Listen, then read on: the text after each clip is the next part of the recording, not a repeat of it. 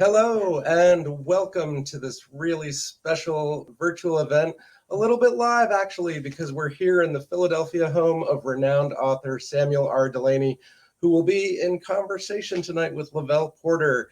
I'm Eric Lorber, I'm the director of Rain Taxi, and we're really delighted to be collaborating with Wesleyan University Press to present this special celebration. At home, if you don't yet know about Rain Taxi, please visit our website after tonight's event to find out all the ways we advocate for aesthetically adventurous literature of all kinds. We hope you'll join us for the ride in some capacity. Tonight, while you're with us, lots of ways to participate. Don't forget you can be chiming in with observations and insights on the chat column. We'd love to hear from you. If you have a question for Chip Delany, as he's known to all his friends here and to you out there as well tonight, then please put that in the Ask a Question box. We're going to get to as many of those as possible toward the end of the event. You'll also find on your screen a donate button. If you want to throw something in the hat, we'd be delighted. This is a free event, but we can sure use your help to keep this series going. And of course, the best button of all is the one that says buy the book, because that will take you to a link where you can purchase Occasional Views, Volume 2, the latest. There it is, the latest in this fantastic series. We've got more than one of them here, of various views, occasional, longer, shorter, all sorts of views from Delany, published by the incredible Wesleyan University Press. And we're going to throw out a link there also for Chip's other books, so many of which are contemporary classics, way too numerous to name, but I assure you, you need some of those in your library as soon as possible. For now, we're going to get rolling. I'm so delighted to have our renowned guest, a visitor in our series before, and we're so delighted to be celebrating here. Especially glad to have Lavelle Porter, historian and author of a fantastic book called The Blackademic Life. So this is going to be a great conversation. I'll see you in a little bit. Thanks to you. And at home, please make a little noise. Put your hands together for Chip and Lavelle. All right. Thank you, Eric, for the introduction. And thank you all for joining us out there. It's so great to be here in Philadelphia with Chip. This is the first time I've seen you since the pandemic, I think. So yeah, been a while. We're so happy that you and Dennis made it through, and happy that all of us were able to be here. We thank you for inviting us here, and you're just as gracious as always. You invited us to come here and have this unique event here at your place. So we really appreciate you having us here. So we are here to celebrate the release of Occasional Views. Volume 2 just recently came out, but also Volume 1 right before it. These are two just extraordinary volumes that collect a lot of great writing that Delany's done through the years. So we're going to be talking about one specific piece a little later on. But I will just give you a little bit of comments that I've made about the book. I wrote these down because otherwise I'd be all scattered all over the place. Because this is one of my, heroes. I don't mind saying that. And get a little nervous sometimes being in his presence, even though I've been in his presence many, many times. We've hung out many times. Occasional Views. So in chapter 3 of Occasional Views, volume 1, titled Liner Notes, Anecdotes, and Emails on Theodore Sturgeon, there is a letter from Chip to Ted Sturgeon's daughter, Noelle, which begins, quote, "Among some other things, I am getting together a book of essays called Occasional Views, and I want to include a few fugitive pieces on Ted." So a few fugitive pieces strikes me as a good way to describe this entire collection. Absolutely. Yes. Very astute. So one of the things that I was most excited about when I saw the table of contents for both of these volumes is that they include so many stray pieces of Chip's writing, some published online, some which have circulated over emails and listservs through the years, and that are now available in published form. For example, there is How to Do Well in This Class, which is a short piece to students that Chip distributed in his classes when he was teaching. And he did teach here in Philly at Temple for a long time. I think I found a version of that one that you posted on Facebook, I believe. Possibly. And At one point I possibly. may have. And I clipped it and shared it with some of my own students over the years, including in the class that I taught on your work at City Tech. There are pieces which are available online, like Notes on the Star Pit, which gives a history of the radio play adaptation of the Star Pit, which was broadcast on WBAI. Many years ago. Many years. The audio of that radio play is available online, and I highly recommend people search it out and listen to it if you haven't. So it's great to see an edited version of that now available in book form.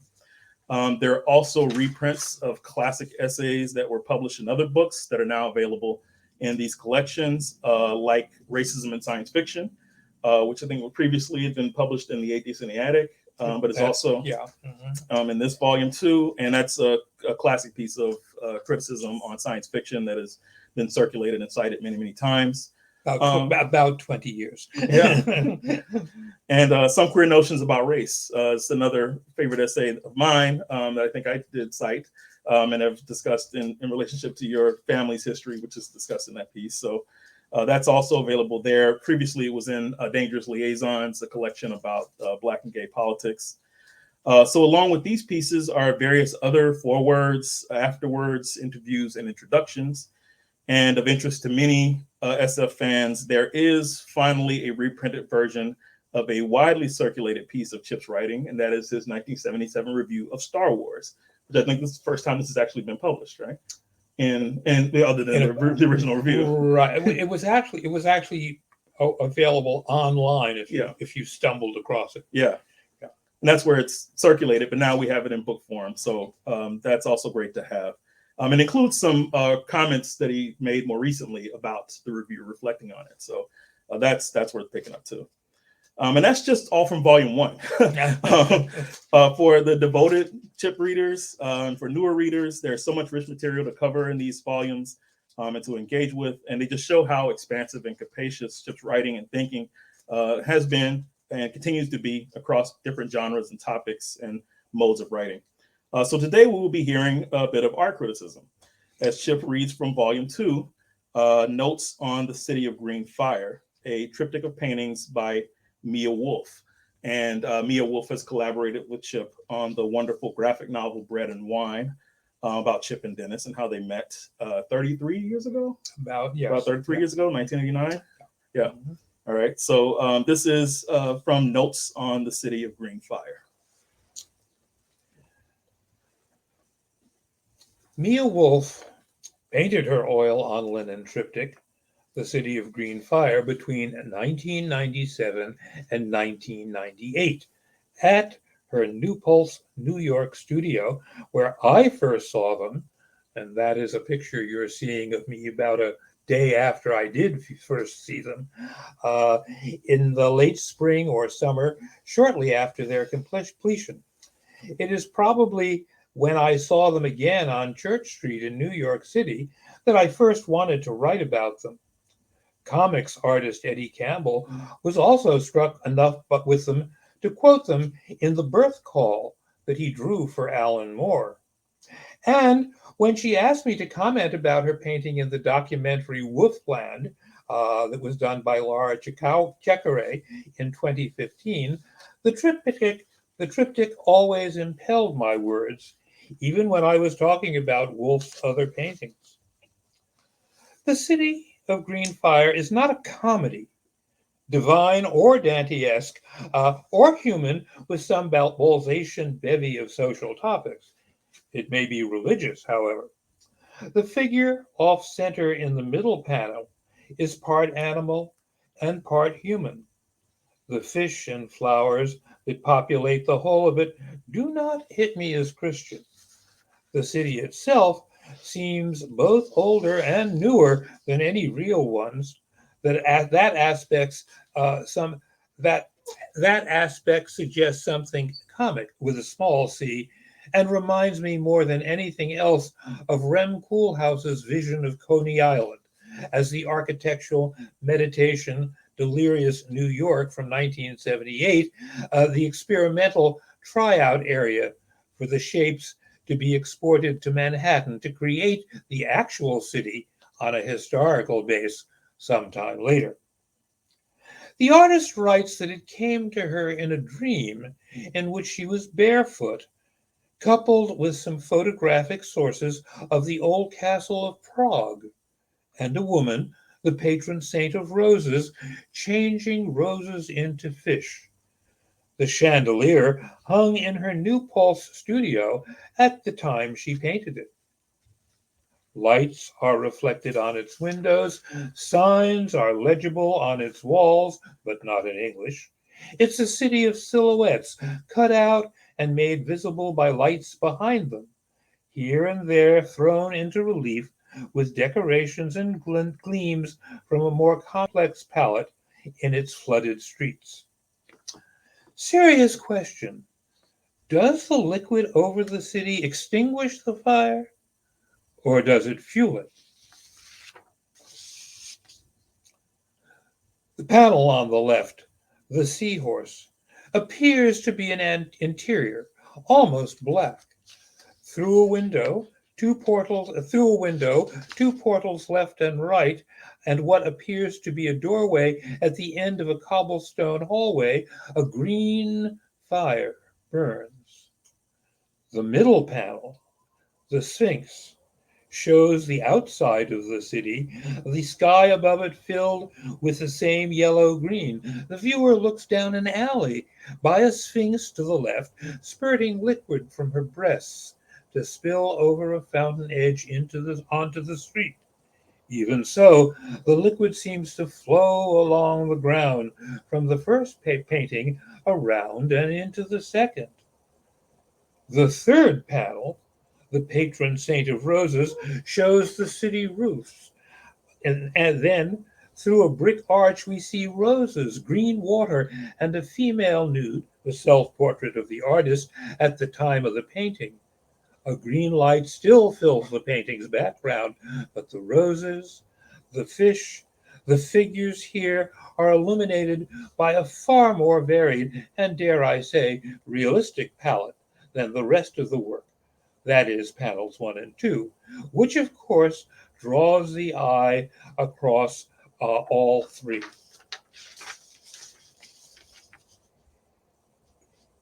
In the first of the three paintings, in the background, we can make out a seahorse, a creature a part of the architecture. At the doorway in the back, a wraith-like shadow stands with fronds and tendrils. Possibly it's a female figure entering the scene. As easily, though, it could be leaving. The figure could be a tree. It could be a silhouetted break between flames burning at either edge of the door. In fact, the material actuality of the female figure in the patron saint of roses highlights a set of questions and judgments about the figures in the seahorse. Is the figure at the doorway's end a positive or a negative space? No question of that sort need to be asked about the nude with her raised hands. Is it male or female? If it is a positive figure in silhouette, is it entering or leaving? The larger and closer images of seahorses and fish are specifically architectural. They are images of things painted or carved on the walls, as opposed to the realer and realer creatures we see as we move through the three paintings, and the more and more unquestionably living creatures convincingly pictured as we move to the right. Thank you. All right, thank you. That's just a sampling of the whole of the essay. The essay goes on quite a bit longer, but we just wanted to keep the reading down to just a taste of it.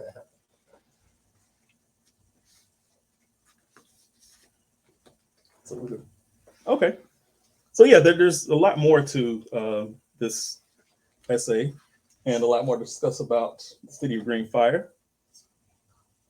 Okay. We actually have a special guest who is going to come and talk to us about it. Yes, the artist herself is on the phone with us, so we can include Mia in with the talk, which I think is going to may be fun. Hello. Just, Can you hear me? yes, we've got you. We've got you, Mia. You're Okay. here, and so can everybody else hear you now. Are there any questions, Lavelle, that you'd like to ask me? I'd like to ask, what I want to do whenever I talk to me. Well, what have you been doing since you've been painting that? And I can tell you all that one of the things that she's done is do a picture called The Runaway, which is now on the cover of a book of mine called Through the Valley of the Nest of Spiders. But that's kind of outside the purview of what we want to talk about today, which goes back to the painting. It goes back to the City of Green Fire, which is a very important painting in the novel, Through the Valley of the Nest of Spiders. It provides a lot of the dream imagery for that novel. Also, I think the two paintings, even though they were painted really far apart, you've got this odd kind of architecture. In the City of Green Fire, it was from a dream, but it sort of fits, but it doesn't fit. It goes here, it goes there. And then in the Runaway, you've got this sort of falling down, strange, pastiche together interior with huge waves coming in. So you've got the water element also. So it's almost like on a timeline. They're in this, you could write them from one to the other with water. Right. If you go to my website and you look for the City of Green Fire, go look for Through the Valley of the Nest of Spiders, you'll see The Runaway is now on the cover, which I see as an interior of the Kyle Mansion, where a good deal of the action of that novel, especially at the beginning, takes place before it's transformed. The building becomes a public library. You guys have any other questions for the artist? since we've got you here. Yeah, I do have a question. It comes from a latter passage from the essay, and that is this part, which I'll just read out here, which again brings us back to the fact that there are three paintings, which we look at all at once, and which were done presumably one after another. To what extent were they separate? Did the artist move back and forth between them? And in parentheses, right, she tells me she did. Yeah. So if you could tell us a little bit about the relationship between the three paintings and how you see them connected to each other. Yeah, and how the revision going back and forth between them may have worked for you as an artist. I think most of us think of, if you're going to paint a trio of paintings, you're going to paint one, two, and the other. But these were worked on simultaneously. And can you remember? They were done all together. You have to remember this did come from a dream. Now they're not literally the dream. It's more like the sensual qualities of the dream transposed into imagery. And then I just decided to make a triptych. And I did, when I drew the underdrawing in, it went all across all three panels. But they don't, what I did on purpose was, even though I went from one to the other and I kind of knew what was going to happen in each one, they don't exactly fit. They're right. No, it's like, yeah. One of the things I'm very much aware of, somebody who's very much loves all three, is that there's an undetermined amount of space between which could be blocks and blocks. Yeah, it could be. And I mean, I think that, although I don't paint intellectually, I think that came from trying to translate a really powerful long dream into, basically dust and oil and get it out in material form. And I moved back and forth. I put the drawing all across all three. And then when I started painting in, which I started with the Green Fire, which is sort of the underlying essence of the painting, that went in first. And then all the details started to go in, like the different creatures and then the Chinese. And then I added my own calligraphy. Yeah. Yes. Yeah. Some of it's Chinese and some of it is Wolff. Exactly. Yes. They have a lot to do with gates and flying fish and things like that. Right. Yeah. Mm-hmm. Yeah. And you go from a seahorse in the architecture to fish flying through the air and being molded. Turned from a flower being turned into a fish by the patron saint hands, actually, which is Well, a you one. know, now that you have all these words for this painting, and now that you're talking about it and what you just said, I realized, like, and I didn't know this when I painted it. I don't know anything when I'm painting, but it's all about transformation. Yeah. Mm-hmm.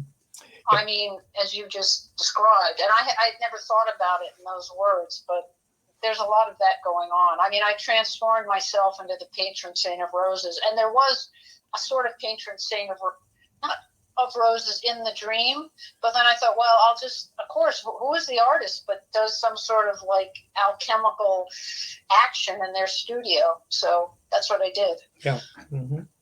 Yeah, it's a painting about. It's a very much a painting about the art process itself, which is one of the reasons when I look at it, I think of, hey, I wrote a trilogy once, only mine was a trilogy of novels, and yet it seems they seem to be, which was also about a city. In fact, it was about 3 different cities, and I see that reflected in it as well. Well, that's a kind of a nice compliment. I mean, I always think when I look at really good art or read really good art, I want to go work. Mm. You know, it resonates with my activity as an artist. So I assume that happens with other artists, writers, musicians. It's this whole giant, crazy echo hall going back and forth.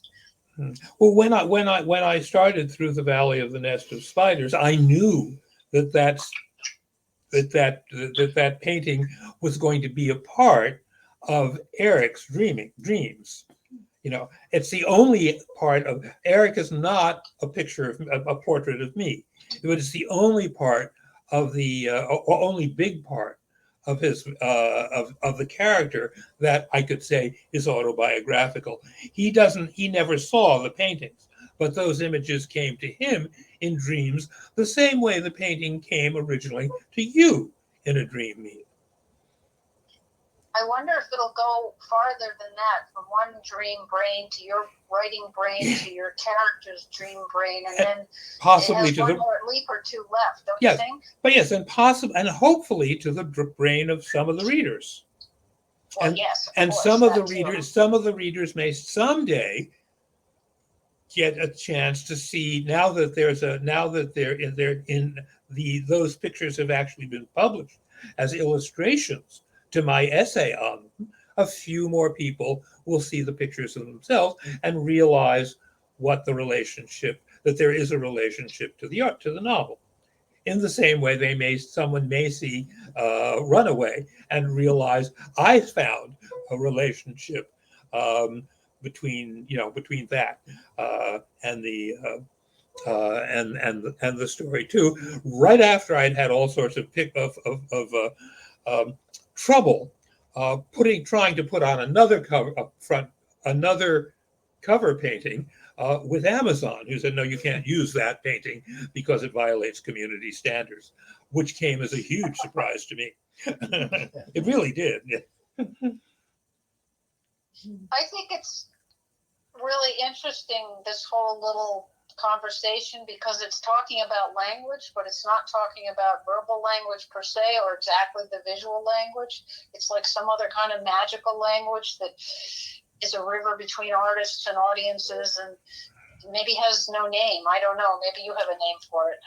The first thing I'm tempted to remember the term that we take from Baudelaire, correspondences, les correspondances, which he was a sonnet, one of his early sonnets, where he talks about this kind of, or at least I take the sonnet, which is a pretty ambiguous sonnet, to be dealing with that kind of relationship. So there you go. Well, speaking of correspondence, it's a real thing then, I guess. So speaking of correspondences, one of the burning questions to use upon here that I had about this is Green Fire and the connection to a novel that I just saw recently, The Ballad of Beta 2, right? Which also has green eyes and green fire as a motif in it. Totally forgot that. I just want, Mia, were you aware of that, or? No, Okay. I my references were my dream. This Prague. I had a book of photographs from Prague of their castle, and they had those crazy arcs and window shapes.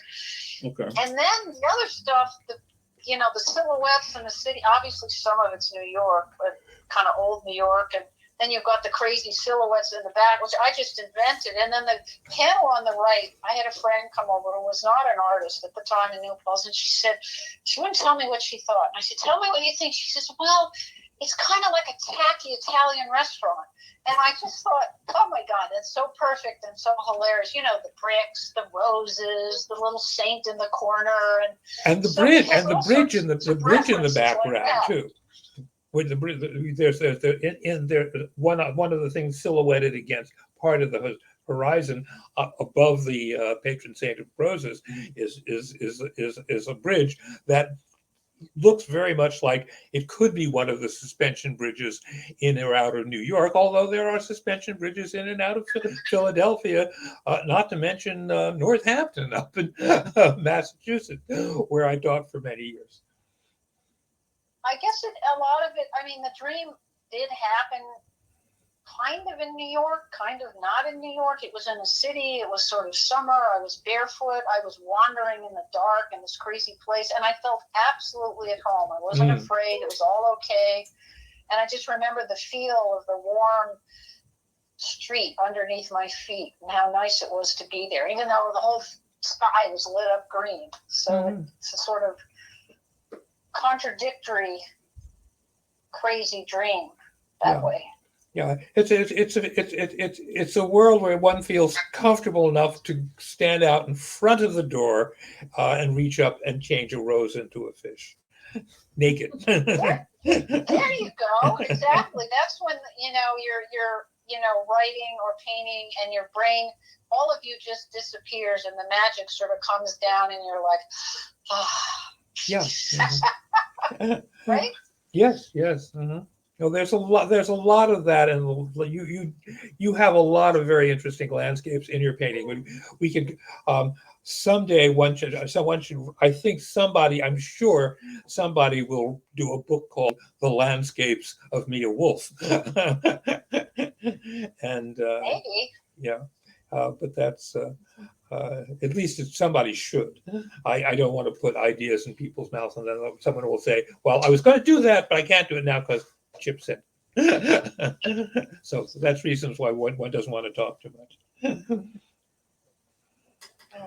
Any other questions for Mia? Or well, no. That's what. If any, why don't we, Lavelle? Why don't you go and move on to some of the things you wanted to talk about? Okay. Yeah, or you had to for us both, or what have you. Okay. So Mia, thank you so much for joining us. Yes, Mia. Thanks. Yeah, this was really great. It was lovely to talk to you. Okay. I'll just keep watching. Okay, great. Okay. Thank you. All right. Bye-bye. Thanks so much. All right, so that was our little literary talk show version of having a surprise guest. Yes, a very important Drop in. surprise guest too. Yes, I'm very fun. Mia and I have been working together for a long time. And you all did a conversation earlier at the Strand. Many years ago. Yeah, at least it seems like many years ago. Mm-hmm. Yeah, that one is online, I believe. Yeah, about bread and wine, which is a great story about how Chip and Dennis met, and Mia does these drawings, and she talked about the process of interviewing them, talking about their experiences, and helping her to formulate images to go into the graphic novel. Yeah. Is there anything you wanted to talk more about since this is supposed to be a gather about about occasional views? Is there anything? And there's a lot of stuff to talk about there. There is a lot. I just mentioned Sturgeon, who's a through line through the volumes. Yeah, there, at least through volume 1. There's a book there's a piece I wrote on his death, which I think I was teaching at the University of Chicago when he died, and I do remember being no, it wasn't there. I don't remember when it was. What I know, no, there is not. There is a piece. There is a memorial piece, but it was written before that. That was in the last That was in the last century. He died at the age of the very relatively now that I am days away from being 80 years old. It seems he was only 67 when he died from a lung disease that he probably had to do with asbestos picked up when he was a merchant marine of around 25 or so. That's one of the theories of why he didn't get past 67. Other than the fact that he is still my nominee for the most undervalued American short story writer, and certainly one of the greatest writers of science fiction. One of the things that you can, among all those books that are in the background over there, wherever over there is the collected stories of Theodore Sturgeon, which turns out to be complete except for two, and I think I've managed to get copies of those. I don't think they were simply known when the book was being together, but they're up there with it too. And at the same time, one of the things that has not happened yet is that there has not been anything like a biography of Sturgeon, and most of the people who knew him or what have you are slowly most of them have died. But he was a great Heinlein modeled Mike in Stranger in a Strange Land, was modeled on Theodore Sturgeon, which makes him a fascinating creature. That alone, plus the fact that he also happened to be a much better writer than Heinlein ever thought about being, at least on the sentence level and on the plotting level. Although he only wrote short stories, which makes him a writer, something like Alice Munro, whose short stories was his field, and he was also known for having long periods of writer's block where he couldn't write at all. And even so, I don't remember. I used to know the number of short stories that he actually wrote off the top of my head, more than 200. And they've all but two of them have been collected in his collected short stories, which I was involved with the project of doing that. I think that the fact that I pushed that project along is one of the things that I think is probably the only real thing that eventually, when people realize who the great writer was from that period, I'm going to be remembered for. So that's kind of the way I feel about it. That's the fact that I had something to do with it is probably what's going to, if anybody has a reason to remember me, that's probably what it's going to be about. But that's just my own feeling. And he was one of the most influential science fiction writers for you when it comes to you becoming a science fiction writer. Well, he's the person that made me think that science fiction was worth writing. And that is something that I got. But that's something an idea that I came to when I was still in elementary school, and the works that I read back then. He's also one of the writers. Sturgeon's considered himself not a science fiction writer, but a fantasy writer.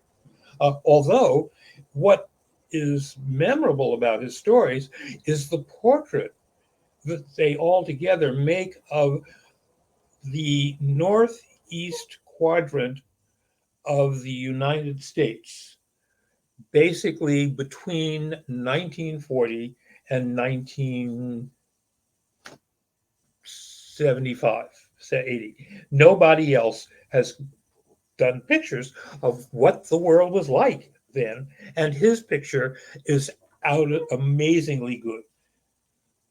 It's just he wrote it at a time when you couldn't write about gay things. He came as close to doing it as you possibly could. His first novel, I now recommend to anybody who says, who comes to me and says, well, transgender, what do you want to read if you're transgendered? And I say, read Theodore Sturgeon's 1950 novel, The Dreaming Jewels. Why? Because it's about a boy who goes to the circus and lives as a girl for several years, and then decides not to for a while, but goes back and forth, and no big thing is made out of it, and it's got the most satisfying piece of revenge that anybody could possibly want on a really horrible father figure who we meet in the first section. And one of the reasons the revenge works is because the father later on meets his stepson, who is now who thinks he's a woman, and he. I'm not going to go. I won't say anymore. But go read it. You'll be very glad. And that's not his major novel. That's his. That's now considered his second major. He didn't write that many novels. He wrote a number of tie-ins, all of which are very good. Even his tie-ins are good. But The Dreaming Jewels, More Than Human, Venus Plus X, even God Body Is Last. He wasn't a novelist. He was basically a short story writer. And More Than Human is basically 3 long short stories put together. But anyway, we could talk about Sturgeon till the cows come home. I could talk about Sturgeon till the cows come home. And I think, and so there's by very few pieces on Sturgeon, all there. Among other things I say, not in the spirit of outing anybody, but because we live in a different world. Sturgeon was rampantly bisexual. He was not out at a time because he lived most of his life well before Stonewall. He was born in like 1918, I believe, and so he was already. I was 27 when Stonewall happened, and he was probably 50 when it happened. So it's just at least, So anyway, and I'm not telling tales out of school because it's published, but you mentioned in this chapter that has letters and correspondences of an incident where he propositioned. Yeah, he hit on me, and I was so. I would have been delighted. I would have been delighted, but it was I was like 23 years old, and it was kind of like if you had met Shakespeare, and Shakespeare had said to you, you were going out basically to cover a record Shakespeare was making of his own plays, and which is what I was doing. And at one point he took you aside and said, maybe we should go off and spend time together at a motel upstate, which is exactly what he said to me, which I knew was a sexual thing, but I was just not ready for it. And you're not ready for, when you're 23, you wouldn't be ready for Shakespeare, a 23-year-old writer, no matter how many novels you published, who had said, and by the way, you want to spend a weekend together. Later on, when I first mentioned that on Facebook, Gregory Feely, who is Tom Dish's literary executor, and they were friends. And Gregory said, "Yeah, Tom told me he did the same. He said the same thing to him." So this is not something, So I'm glad, But neither Tom nor I took him up with. The fact that I didn't take him up with is one of the things I really regret. It's it's one of the only things. I just wish I would have been together enough to say. In fact, I think I said yeah, but I sort of waited to hear from him, and then he was waiting, to see. He didn't want to push himself on me, so he wanted me to say yeah, and I said yes, but I didn't ever, send an email say, do you want to, take that to the next step, and he was being very gentlemanly about it. So there you go. But that's the place where I knew that the rumors that I had been hearing since I was like 12 years old were true. So speaking of coming out, Yes. Actually one of the things we didn't get to with the conversation with Mia, which I don't think I realized before, you mentioned her being a trapeze artist. Yes. In the essay, and I connected that back to the essay coming out. Where you mentioned someone who had been a trapeze artist and had an accident, and I didn't know that was Mia. I don't think that's Mia mentioned. did a whole children's book about coming out, which just happened to be about 12 inches in front of Lavelle's knee. So I bring it out so that you can see it. And I believe there are a few copies available if you are a Mia Wolff collector, and I am, and I have all my Mia Wolff down. I keep them in front of Lavelle's knee. Sometimes he leaves, but the book stays.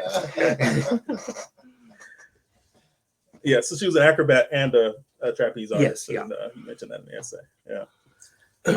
So there's so many different things that we could talk about from these collections. Was there anything that you're particularly happy to have in print in this collection that was maybe not available before? One of the things I say to everybody, one of the things that I like about it's the first. I've written about photography before in other books. Like I have a piece on that touches on and has a couple of illustrations from the 1950s Family of Man exhibit. But this is the first book of mine where I've had color illustrations, and you have seen some of the color illustrations that deal with me, and I've wanted color illustrations in my book since I was 14 years old. I thought it'd be nice to have them, and now I finally got them, before my 80th birthday. Aren't I lucky? I am, and I think I am. Do we want to take some questions now, or is that a good time If for you're that? ready, that's a great time. Yeah. Okay, all right. Oh boy, thanks to you two for such a fun conversation. To I Mia hope for so. joining in by phone. And yeah, the audience has been chiming in. Lots of folks interested. One question that's come up that I suspect wasn't brought up by Mia recounting her use of dreams in creating those paintings is to ask you that question, Chip. Do dreams ever inspire you when you write fiction? Yes, on and off. Not in any. Have I ever written? Well, now that you mention it, something I haven't thought of for a long time. The very first novel that I wrote, The Jewels of Aptors, started out as a kind of set of recurrent dreams that I had about a weird landscape, very, very colorful evening landscape on a dock somewhere. These have been haunting me, ever since my teenage years. I was always coming back to it. And eventually I used it for the opening of The Jewels of Aptor. There's another story that doesn't come out of it directly, but another story I said on a seashore called Salt that got me a 4-year scholarship to NYU, which I didn't use because my then wife was also at NYU, and she'd gone there a year before me and didn't like the school, so I went to City College instead. Shout out to CUNY. What? Yeah. CUNY, yeah. Yeah, CUNY. Yes, what was then CUNY, and then SUNY and what have you. Fantastic. Going right back to yeah, that, but other than that, I book, don't. Yeah. Every book or every story I've written has come from a different, Once walking down a path in Milford, Pennsylvania, I looked up and I saw my first cherry picker. The thing where the guys get up on the basket at the top and fix the phone wires. And I thought, what an amazing machine, and 4 or 5 months later, I'd written a story which a lot of people like very much. I love that story. Called, you know what it is? Yeah. What it is? Called We and Some Strange Powers Employ Move on a Rigorous Line. Those lines are the phone lines in the story. That's great. And you actually answered another question, which is what else inspires you, like things from real life? And that's such a vivid example of that very thing. Yeah, the thing. I think it's famously Flaubert says he wrote what inspired Madame Bovary. Was it any of the characters, the situations? No, he said there's a certain color underneath the eaves of old houses, and I wanted to get a chance to describe that color. And the result is I wrote an entire novel named called Madame Bovary, which is one of the great novels of world literature. And I am nobody's Flaubert, but the things that inspire things can be as varied as that. Absolutely. I have to dispute, though, that you're nobody's Flaubert. I suspect you're a lot of people's. Thank you. Another related, and this actually I have to ask you because Jewels of Aptor, I'm trying to think of some of the original. Would that have been one of the Ace paperbacks or one of the? Yeah, it was the very first Ace paperback, which was originally published in a cut version, and then about 6 years later they published the uncut version. Okay, because that actually ties into another question, which is about, so much of the conversation tonight has been about this link to visual imagery and writing, and it's making me think back to that time and two key things happening certainly in the 60s. One is the art on science fiction paperbacks is, sort of becoming a genre and being historicized. And also it's the dawn of the silver age of comics. And as you mentioned, Eddie Campbell quoting Mia Wolff in his comics. Many people know we've talked about this, how you wrote 2 issues of Wonder Woman in the early 70s, and comics becoming part of the lexicon of how people interact with text. So, just curious if the links between visual art and writing have continued in ways that that you anticipated or that have surprised you, or what do you think about it? Me? Yeah. Okay. Yeah. Yeah. Well, as it all changes. I mean, one of the technology for purveying visual art has changed so much. There was a time when the only time you did see visual art was either on the museum wall or you saw it in very expensive art books of color, and then suddenly, the first few computers I had didn't have color monitors. They didn't have any kind of monitors at all. They had, cathode ray screens. They had cathode tubes on which you could barely read the print. There's a picture of me with one of those computers on my website, which was an actual portrait that Gregory Frux did. And one of these the thing I remember is that computer was supposed to be portable. It weighed about 50 pounds, and you could carry it in a suitcase metal container that came, which means you could get it from one building, from one thing to the next, if you were, Charles Atlas, and that was called a portable computer, and the right. Yeah. Wow. And now, now we have little things like this, carry our supercomputers. Yeah, which, and the computer, as famously, the computer in this, I think, is about 5 times as powerful as the computer in of a screen that we are now watching ourselves on and talking to all 3 of us here. Yeah. Praise be to technology. We might wrap up with this question here, but it's a good one, and it's really about occasional views and its predecessors, longer views, shorter views. These great assemblages of so much of your writing, and a reminder of how prolific you are, and also of the need to gather. And so the question is really, how do you decide what to include in these collections? Maybe a little bit of the editorial process as well. Yeah. This one was an attempt to just bring together occasional views. Was an attempt to sort of. I thought of it as both a sweep up collection. They're basically as close to possible in chronological order in the 2 volumes, although there are things, and every once in a while, only I think of yesterday, I got a piece that I published in a fanzine back in '78, which what I got was a transcript that had been lovingly done by somebody. All I knew her name Terry Gregory, and I had the date on which it was done. I didn't know the city in which I'd given the piece. I still have no memory of actually presenting the piece. Right. I think it's there. In fact, it's there on that piece of paper that you can see. I did this.